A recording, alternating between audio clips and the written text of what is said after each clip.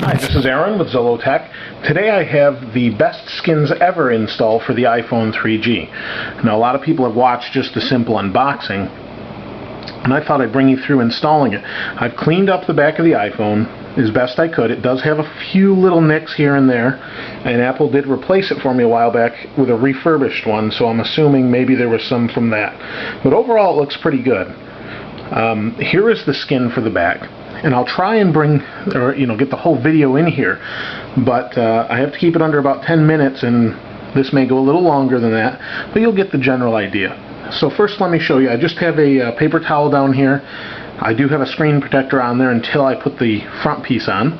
You want to shut off your device, just in case water gets in. I'm a little crazy about that, as you saw with the Zag install on the MacBook. So what I'm going to do is do the best I can to keep water off of this, as I'm sure all of you would want to do. So what you start with is Zag sends you a little bottle of solution. This is the same solution basically.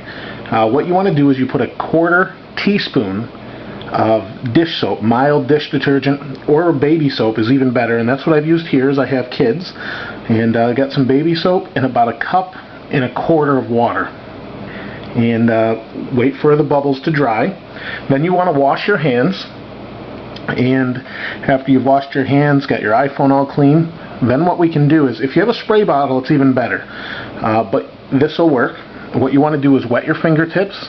You also want to, you can actually bring this through. This is just like an old Cool Whip container or something I found in the cupboard that my wife had kept, so I figured, I can throw it out if I need to or whatever.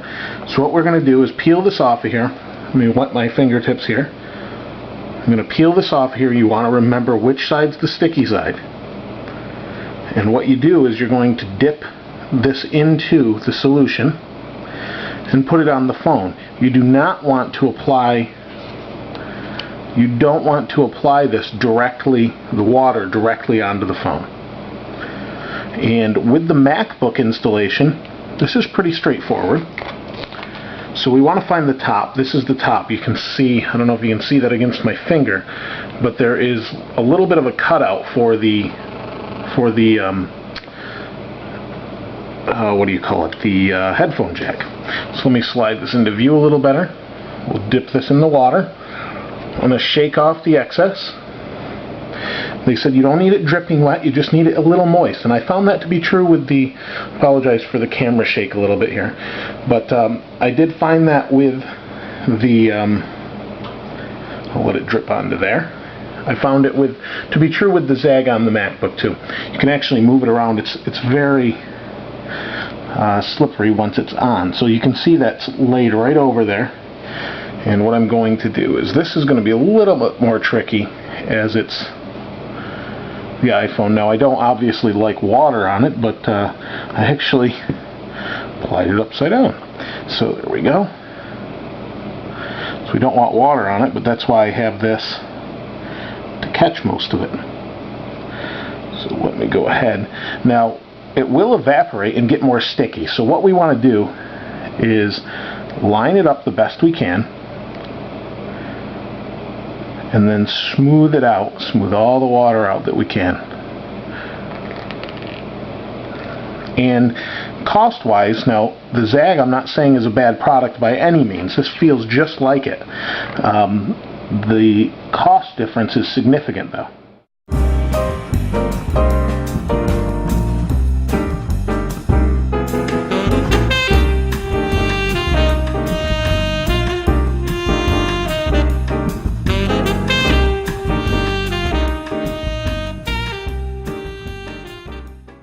So I'm just going to leave it like this for a minute, and I'll come back when it's ready to stick all these corners on. It does take a few minutes to evaporate. As you can see, the back's pretty well flat. There's some micro air bubbles, and usually those go away. It's got like a little ripple to the skin. You can kind of see that.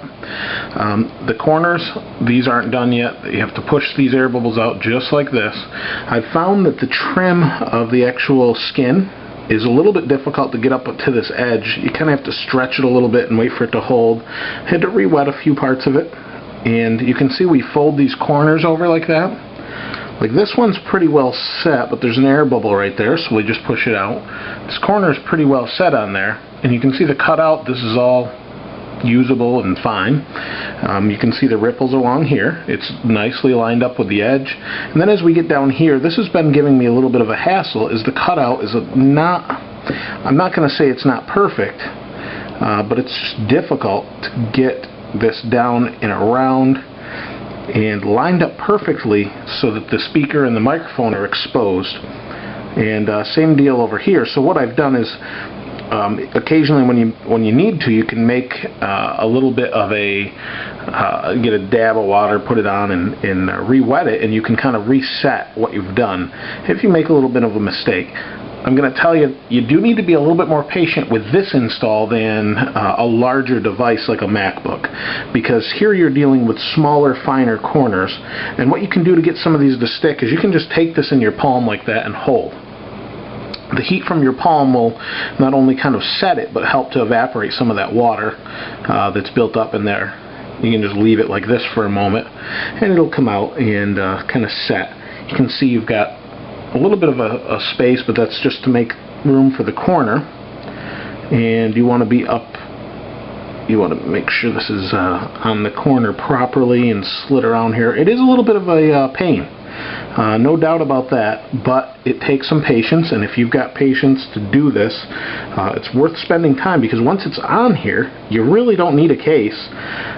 It will fit in a case, but you don't need one aside from this. And it makes it really nice, because then you've got your normal iPhone, you've got a grippy surface, because it is like a vinyl. It's more grippy than the slippery iPhone is, and that's it. So I'm going to finish up this back part, then we'll do the front. This has just got a normal screen protector on there. You can see a bubble right there. I'm just going to pull it up, put the new one on, and see what it looks like, and I'll be back with you. I've got the front skin. I'm going to wet my fingers here, peel this off. Now I will say, to get this going, the back part does require a lot of stretching. It takes quite a while. I don't know, must have been, it's about taking me a half an hour. If you're patient, it won't be bad. You just have to take your time. It is, if you're not patient, I don't recommend getting one, but if you are patient, it's worth it, because this back, now I can just set it down. It's not going to slide, it's not going to scratch anything. Really nice. You know, obviously that's what you want. You don't want to have to worry about your phone. You know, when you have a cheap phone, you just throw it down or set it down on a counter. Nobody really cares, usually. And when you have a phone that costs as much as the iPhone, doesn't have a good warranty plan, to be honest, you know, it's okay, but if you break it, you're in trouble. You know, with some other carriers I've had, you can just, you know, if you break it, you get insurance on your phone, $5 a month or whatever they charge, and you're good to go. So you can see I've got this going on here already. It is a little bit off center. And while it's still wet, it's a good time to make sure your fingers are still wet. You can slide it around or whatever you need to do. Get it right where you want it, and then you can start squeezing the air bubbles out. So I'll get you guys get that. There's actually a cover for the button here, and that's pretty much it for installation. I like to wipe this down so I don't get water in the speakerphone. There's actually a sensor, not a sensor, but it's basically litmus paper in the top where the SIM card is. When I had this replaced, you know, they look at it to make sure there's no water damage, and they pull it out. There's actually a dot on there, a white dot, and if it's been wet, you know. So I'm not 100% positive I'm going to keep the front on here, just because I've mentioned that before. I'm not crazy about things on the front cover. But we'll try it out for a day or so after it dries and see how it goes. You know, with all the bubbles and the things, the rippling, it might be a little annoying. This one on really easy.